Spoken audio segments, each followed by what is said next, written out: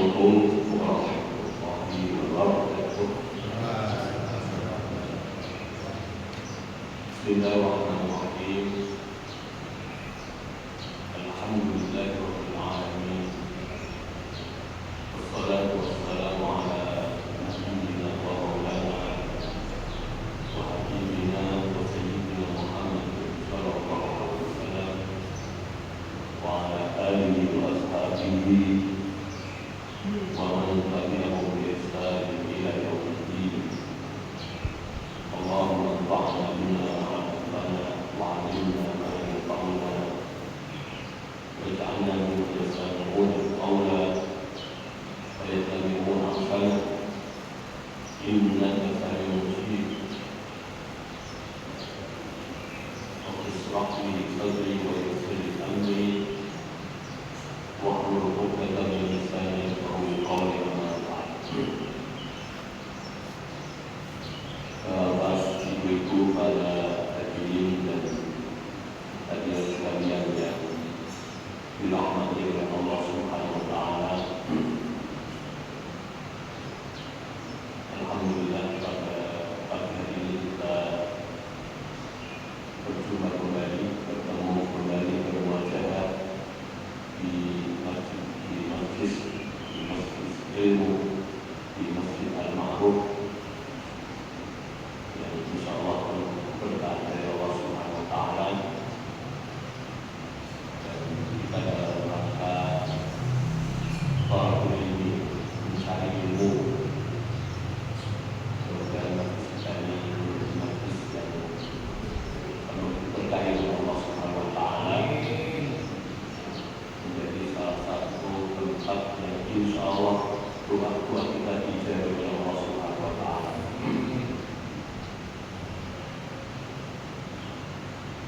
Kita panjatkan puji dan syukur kita kepada Allah Subhanahu wa taala, dan juga salawat serta salam kita aturkan kepada Nabi Muhammad SAW sebagai qudwah kita, panutan kita, Nabi yang telah menunjukkan kita pada jalan yang benar yang diridhoi Allah Subhanahu wa taala. Dan mudah-mudahan majlis ilmu ini akan menjadikan kita sekalian menjadi orang-orang yang memahami ajaran kita, memahami ajaran Islam, dan menumbuhkan rasa khasyah, rasa takut dalam hati kita kepada Allah Subhanahu wa taala. Bapak, Ibu-ibu dan para hadirin dan hadirat sekalian yang dimuliakan oleh Allah Subhanahu wa taala.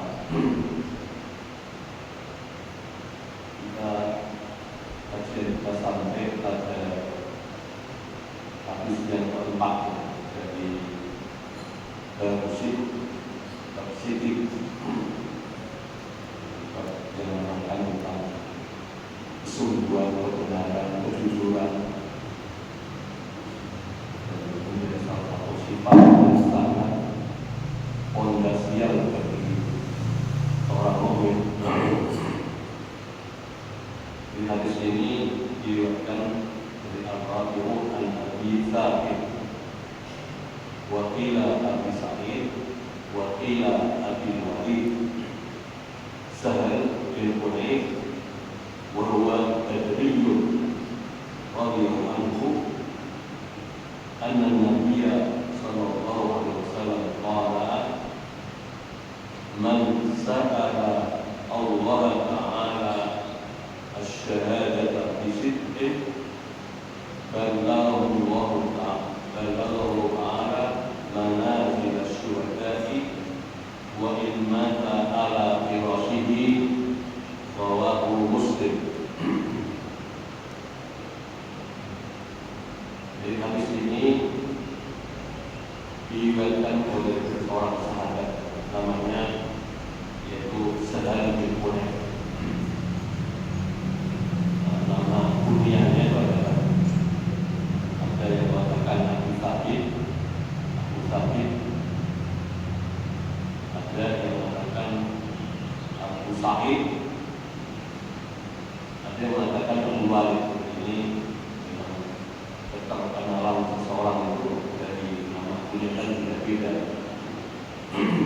Tapi nama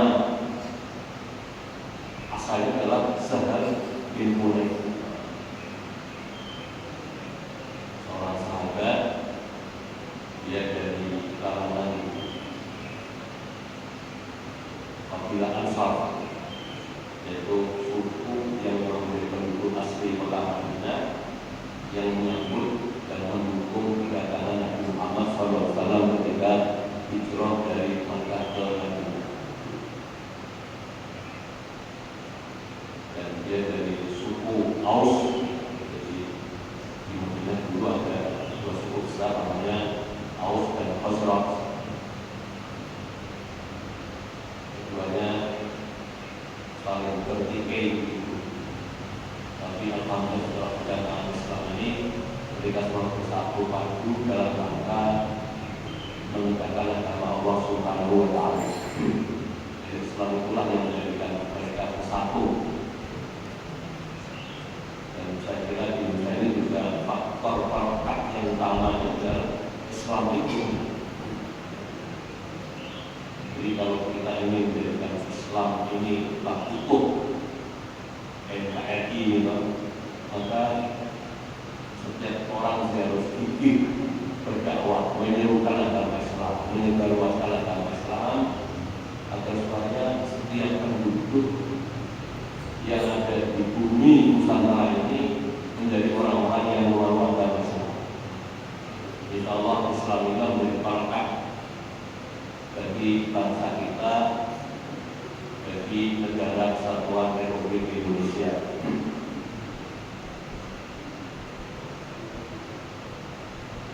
Jadi sahabat Sahal bin Hunayf ini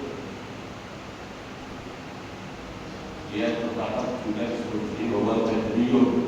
Jadi artinya termasuk sahabat dan ikut serta dalam perang Badar. Jadi perang Badar itu menjadi satu perang yang sangat mendapatkan perhatian, karena ketika itu kan jumlah kaum muslimin tidak digudanya, dan kemudian harus menghadapi orang-orang kafir Quraisy yang jumlahnya lebih banyak. Kalau sekarang itu dikatakan sekitar 1000-an begitu. Sementara kaum muslimin ketika itu hanya berjumlah sekitar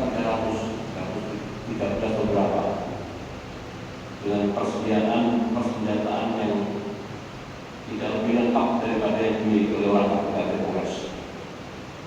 Sehingga keikutsertaan mereka itu menjadi salah satu pertanda betapa teguh dan kokohnya keimanan yang dimiliki oleh kaum muslimin. Kalau kita bisa membayangkan begitu, ada sebuah perang begitu, dan perang itu kan apa mati gitu ya.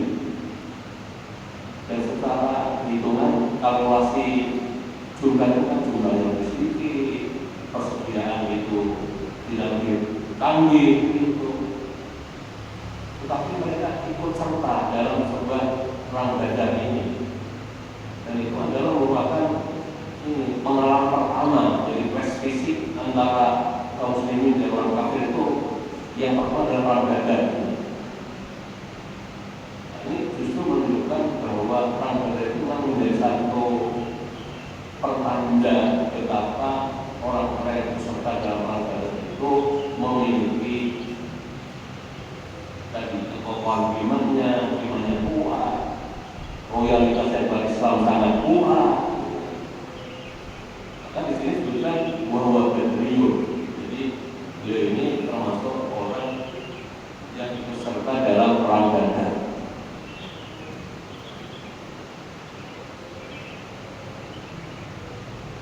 Dan ada seorang sahabat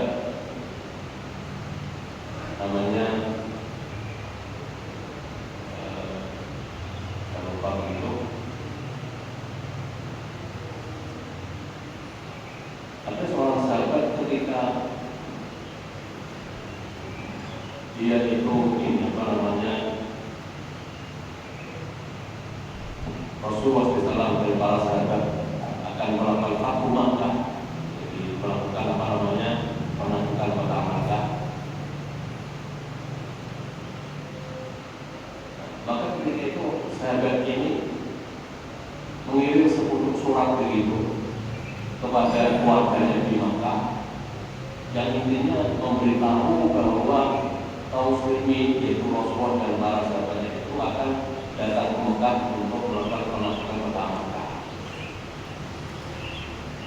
Itu oleh Hatib bin Abi Balta'ah. Hatib bin Abi Balta'ah.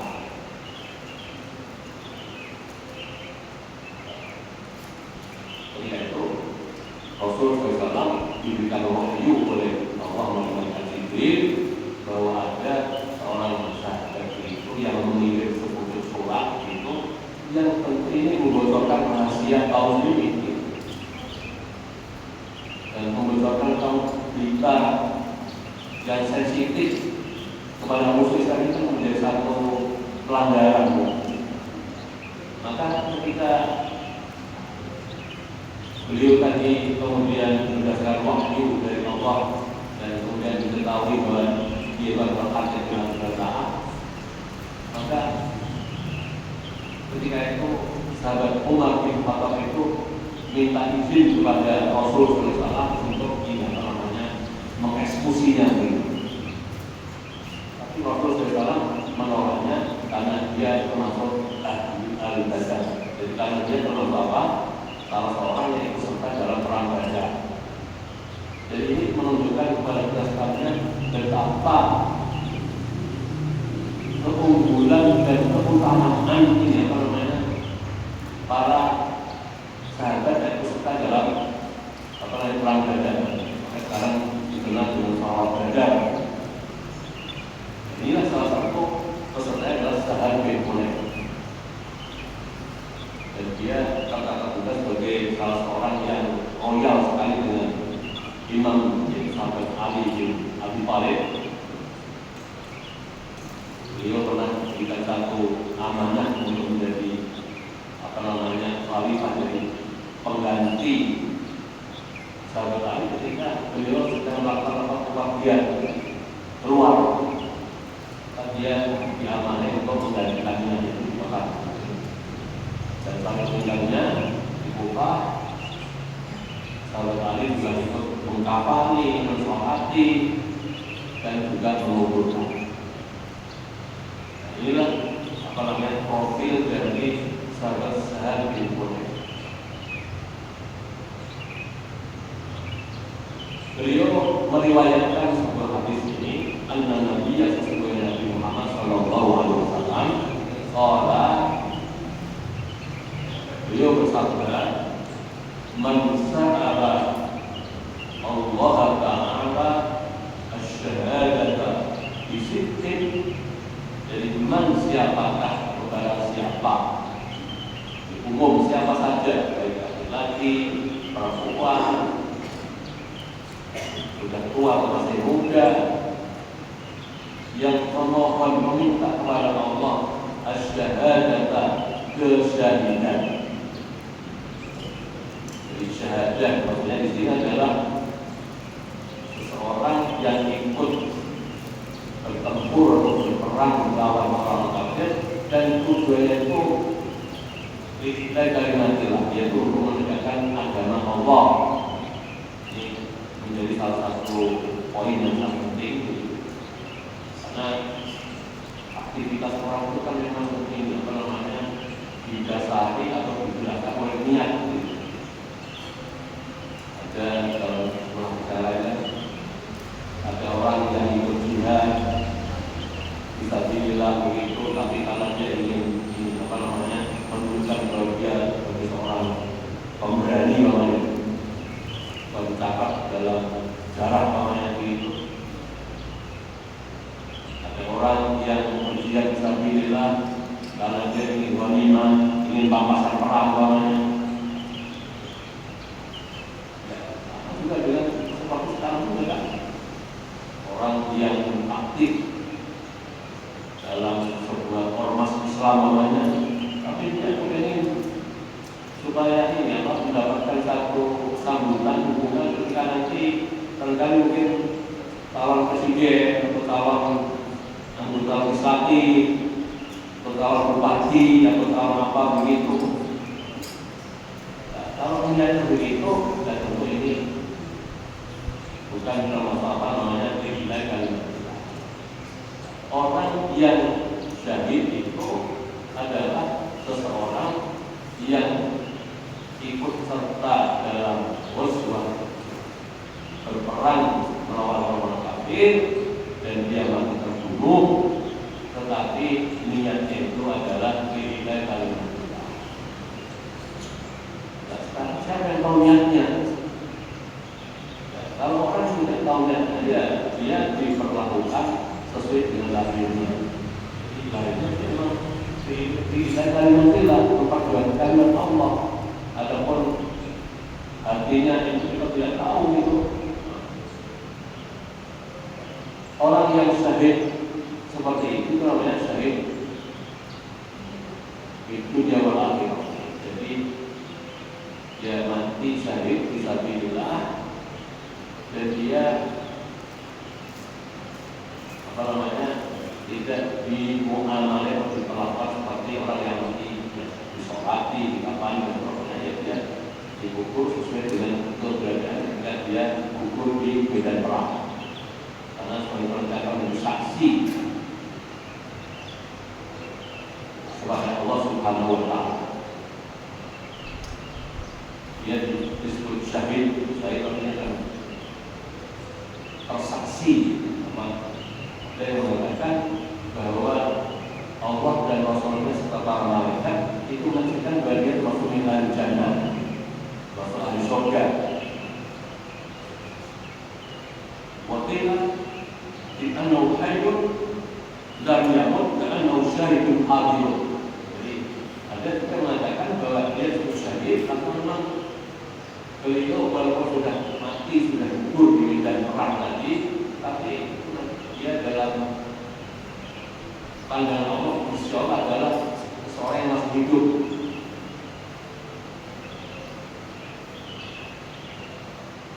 Jadi itulah yang dimaksud namanya syahid.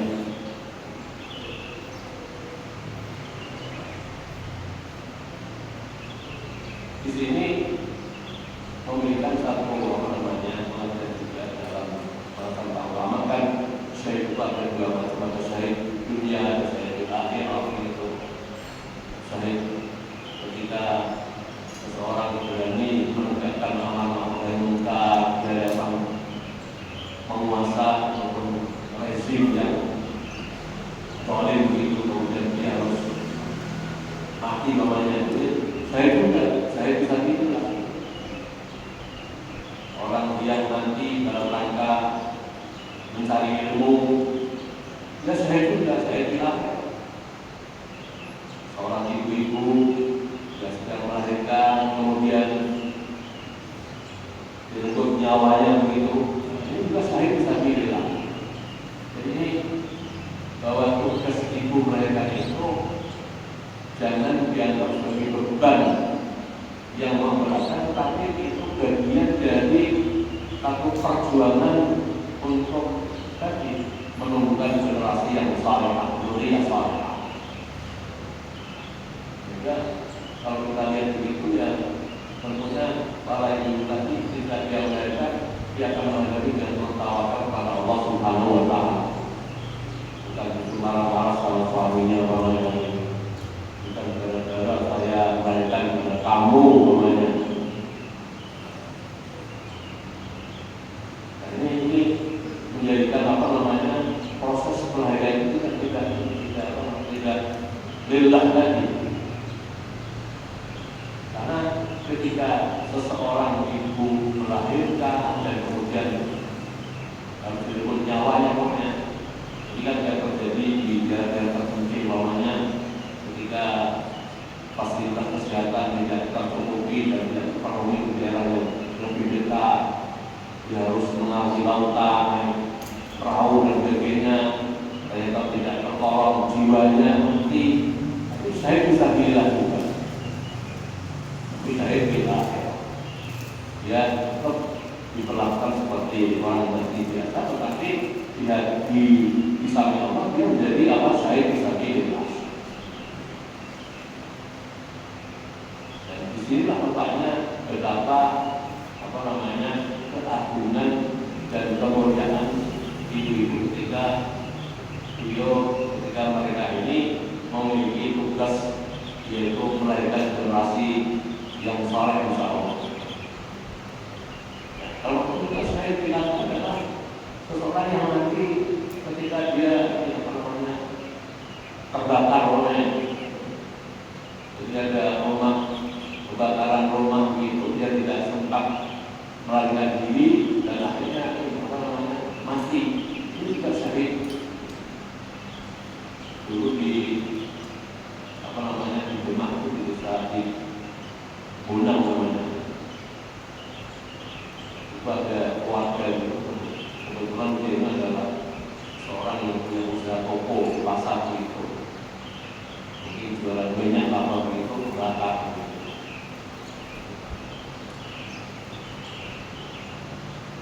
Yang ibunya tadi, istrinya tadi sudah dimasukkan di dalam toko tadi, tidak sempat menyelamatkan.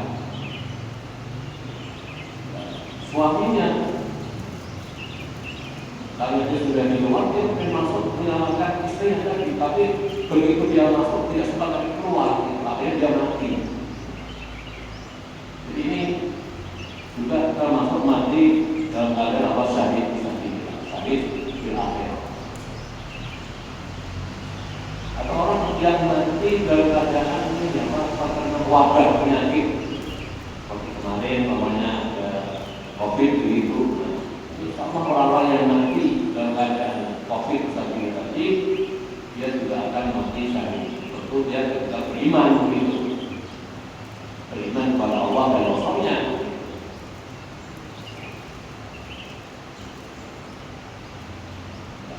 Orang-orang yang mati syahid fisabilillah ini, terutama itu mati syahid fisabilillah di dalam Allah tadi,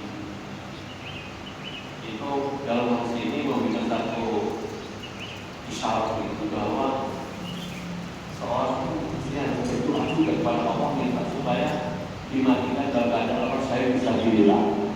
Jadi orang kalau ingin mati duluan nggak boleh. Karena saking sumpahnya menghadapi COVID kehidupan, dia ingin mati banget. Paling-paling diberikan satu solusi. Untuk doa itu kan Allahumma ahyini hingga hayatu khairati wa amitni hingga mautu khairati. Jadi ya Allah, hidupkanlah kalau hidup ini yang terbaik bagi saya. Dan matikan aku ketika matiku yang baik bagi saya. Tapi kalau orang tidak ada apa-apa kemudian yang minta mati itu tidak boleh. Tapi kalau mati syahid itu boleh, mati dianjurkan.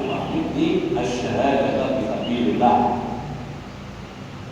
Seperti ini, man sa'ala Allah Ta'ala asyhadata bi sidqin balaghahu mauta balaghahu ta'ala manazil asyhada. Barang siapa yang memohon kepada Allah mati syahid fisabilillah, maka Allah akan sampaikan, akan kabulkan permintaannya tadi, mu'imman ala firasih, walaupun dia mati di atas kasurnya, di atas ranjangnya. Ini menunjukkan kepada sekarang betapa pentingnya niat yang baik, niat yang sungguh-sungguh. Dan niat yang baik ini ya, untuk dianjurkan untuk segala sesuatu yang baik. Orang mau pergi haji, walaupun tidak mampu sekarang ini, tapi kita niat itu. Insya Allah dengan niat yang sungguh, dengan memiliki satu upaya dan usaha yang kita lakukan, Allah akan membantu kita. Dan dalam hadis kursi kalau misalnya itu, kalau siapa yang mendekatkan dirinya kepada Allah dengan satu zirah satu apa namanya hasta begitu, maka Allah akan lebih cepat menyambutnya. Lebih dari itu, kalau seseorang menuju kepada Allah dengan jalan nisab namanya, maka Allah akan menyambutnya lebih cepat dari itu. Jadi insya Allah ketika seseorang itu memiliki tujuan yang baik dengan sungguh-sungguh, Allah akan mengabulkan doa itu. Jadi Bapak dan Ibu sekalian yang barangkali mungkin masih punya agenda atau punya jadwal keinginan yang baik, ini perlu diniatkan, niat yang baik. Dan tentu niat itu harus diikuti dengan apa? Upaya dan usaha gitu. Orang mau pergi haji yang mungkin nabung, kerja yang keras begitu, jangan apa namanya tidur dulu namanya, saat yang produktif malah tidur, kerja baru sebentar sudah lemes namanya begitu. Kita harus insya Allah dengan niat yang baik inilah Allah akan mengabulkan niat kita. Dan Allah akan memudahkan walladzina jahadu fina lanahdiyannahum subulana. Dan orang-orang yang jahadu artinya apa namanya semaksimal mungkin berusaha ke jalan Allah, lanahdiyannahum tentu akan kami tunjukkan mereka ke jalan-jalan yang menuju ke sana. Ini janji Allah Subhanahu wa taala, walladzina jahadu fina lanahdiyannahum subulana. Tidak banyak sekali orang pergi ternyata tidak ini sebelumnya maksudnya tidak apa namanya tidak disangka-sangka gitu.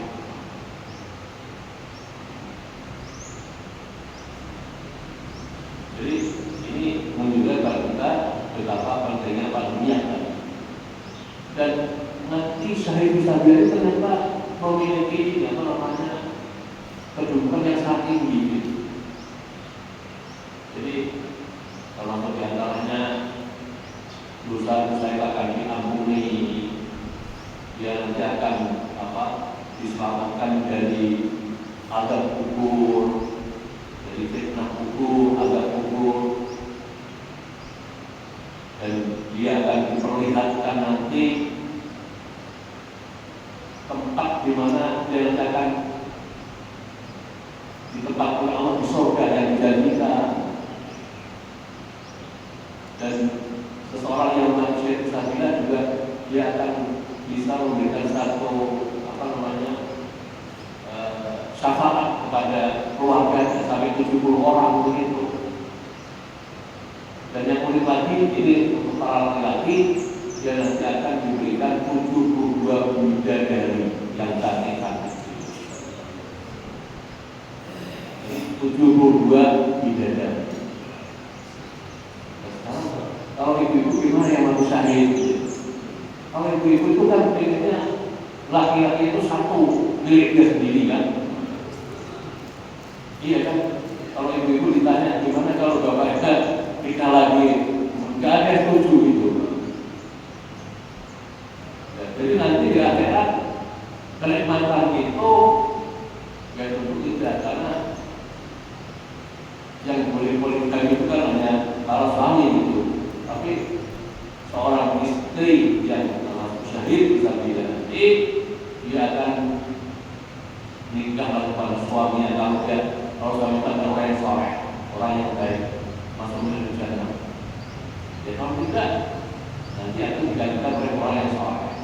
Dan dia sekaligus akan menjadi pemimpin para bidadari yang dimiliki oleh suaminya.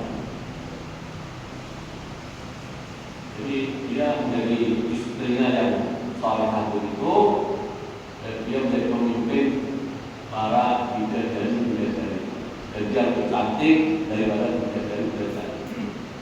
Mukanya bercahaya, di samping kenikmatan lain yang juga dimiliki oleh para laki-laki yang syahid fisabilillah. Jadi tidak ada seseorang yang la yaqafuna biha wa lahum yahzanun. Jadi tidak ada yang takut, tidak ada yang susah. Itu adalah menjadi ciri khas yang dimiliki oleh ahli jannah. Jadi tidak ada yang susah, tidak ada yang takut. Tapi kalau di dunia itu kan tempatnya susah dan takut. Jadi kalau orang di dunia itu kita harus bisa memilih hati kita. Ini kondisinya begini, buat susahnya biasa di dunia itu seperti itu. Yang tidak ada susah, tidak ada takut, tidak ada kecewa dan seperti itu nanti di akhirat. Oleh karena kita memohon kepada Allah, mudah-mudahan kita termasuk di al-jannah.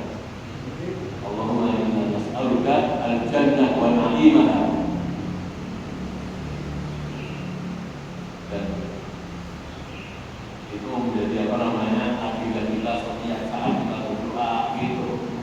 Dan mudah-mudahan insya Allah Allah mengabulkan doa kita. Jadi orang yang tadi memiliki semangat, animo, niat untuk mendapatkan kesyahidan tadi, itu insya Allah Allah akan sampaikan. Jadi ini menunjukkan kepada sekalian bahwa pentingnya niat yang baik. Walaupun dia ketika dia niat menjadi seorang syahid sabilillah, itu kadang-kadang dia masih berada mati di atas pandangan, di atas tempat tidurnya, bagi medan laga gitu.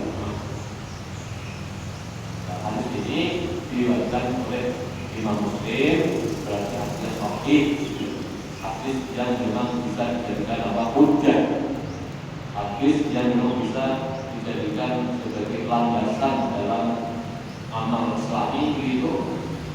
Dan hadis ini berarti menunjukkan betul-betul dengan sabda Rasul Sallallahu Alaihi Wasallam.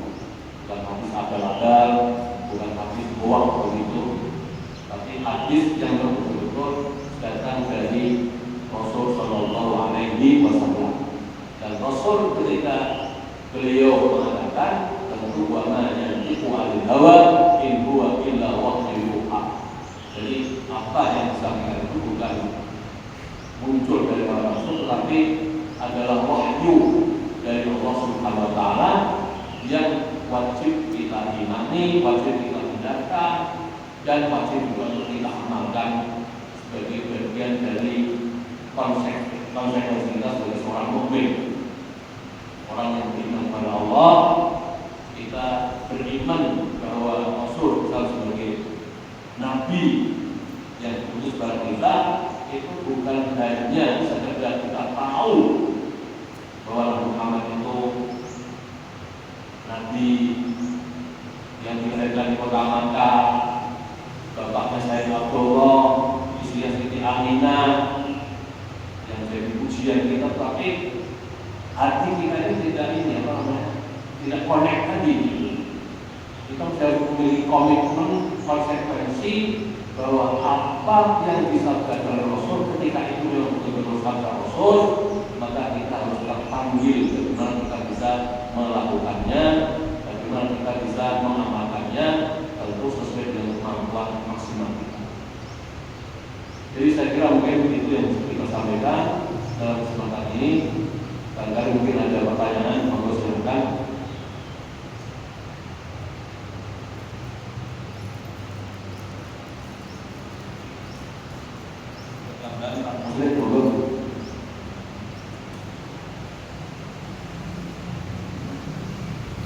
Kalau ada pertanyaan dari ibu, mungkin ada pertanyaan. Jadi yang merasa ada yang kurang tadi.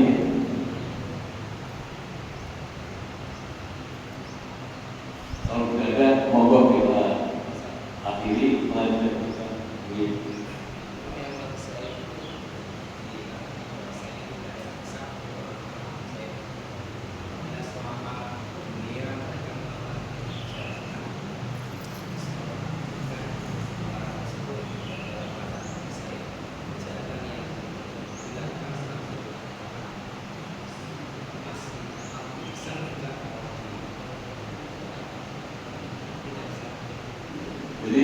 kalau penjelasannya itu diampuni, yufaru min dzunubihi. Jadi diampuni, diampuni itu berarti ya dosa-dosa yang terlalu itu dilebur gitu. Iya begitu, walaupun begitu karena seperti mulanya ketika putranya Abu Jahal terima bila Abu Jahal itu kan dia syahid dalam Ghazwah Yarmuk gitu. Dia ambisinya begitu supaya dia tidak mati syahid fisabilillah karena dia sadar betul bahwa ketika dia hidup ini adalah orang yang paling membenci dan musuh Nabi Muhammad dan agama Islam. Nah, karena dengan mati syahid itu tadi yufaru min dzunubihi akan diampuni dosa-dosanya. Dan orang yang mati syahid itu kan memang itu menunjukkan betapa imannya yang sangat kuat. Jadi itu menjadi satu kalau ditimbang itu imannya akan menjadikan apa namanya beban yang sangat berat seperti imannya para sahabat, imannya para sahabat dan kita. Tapi kita jangan sampai kemudian membuli atau apa namanya mencerca, mencaci maki para sahabat. Walaupun barangkali mungkin tindakannya itu adalah kelihatannya seperti tidak sesuai dengan ini. Dengan apa kan dilakukan mungkin berdasarkan istihad gitu. Istihad takut evolusi gitu. Jadi istihad itu bisa salah, bisa benar. Tapi ketika dia menjadi sahabat Rasul, ini menunjukkan betapa keimanan yang dimiliki oleh dia, membela agama Allah, membela agama yang dimiliki Rasulullah SAW, dan itu menjadi satu poin yang sangat berat, sangat berarti dibandingkan dengan barangkali mungkin kesalahan yang dilakukan. Ya seperti tadi, hadits Bilal Bal'ah tadi, hadits Bilal Bal'ah tadi kan seseorang sahabat ketika itu dia membocorkan rahasia yang dimiliki oleh kaum muslimin bahwa nanti Nabi Muhammad dan para sahabatnya akan datang ke Mekah untuk melakukan penaklukan. Nah, ketika dia ditanya, kenapa kau melakukan ini? Dia bilang bahwa saya ini ya Rasulullah adalah seseorang yang tidak memiliki keluarga besar. Saya khawatir nanti kalau ketika terjadi Fathu Makkah itu akan mengakibatkan madarat atau bencana bagi keluarga saya. Aku kan sebelumnya Pak kasih warning begitu. Tapi betapapun alasannya ini adalah satu tindakan yang tidak benar gitu, membocorkan rahasia kaum muslimin. Maka ketika itu Umar bin Khattab minta izin pada Rasulullah untuk dipenggal kepalanya. Tapi apa Rasul mengatakan? La ya Umar li'annahu min ahli Badr. Tapi dia termasuk orang yang ikut hadir, ikut serta dalam perang Badar. Jadi tindakannya itu menjadi satu nilai yang sangat tinggi dibandingkan dengan barangkali mungkin tindakan yang dinilai seperti sebuah kesalahan tadi. Jadi insya Allah orang yang mati syahid tadi seperti dari Allah yufaru min dzunubihi, bahkan dia bisa memberikan syafaat kepada 70 orang keluarganya. Dia diamankan dari azab kubur, dan dia sudah diperlihatkan nanti kabarnya di surga itu. Jadi oleh karena itulah tadi para sahabat dan ini para ulama juga diajarkan bahwa setiap mukmin mestinya berdoa kepada Allah minta mati syahid fisabilillah. Waktu Umar bin Khattab namanya, doanya itu begitu. Ya Allah, berikanlah aku syahidan di Madinah Rasul, di kota apa namanya Rasul SAW, dan ternyata dia mati dalam keadaan apa sholat subuh dan ditikam oleh orang Majusi gitu. Ini saya bisa bilang. Jadi saya kira mungkin itu kurang lebihnya. Saya mohon maaf. Nanti kita tutup pengajian kita dengan bahasa hadis. Alhamdulillahil alamin. Subhanakallahumma wa bihamdika asyhadu an la ilaha illa anta nastaghfiruka wa natubu ilaik. Wassalamu alaikum warahmatullahi wabarakatuh.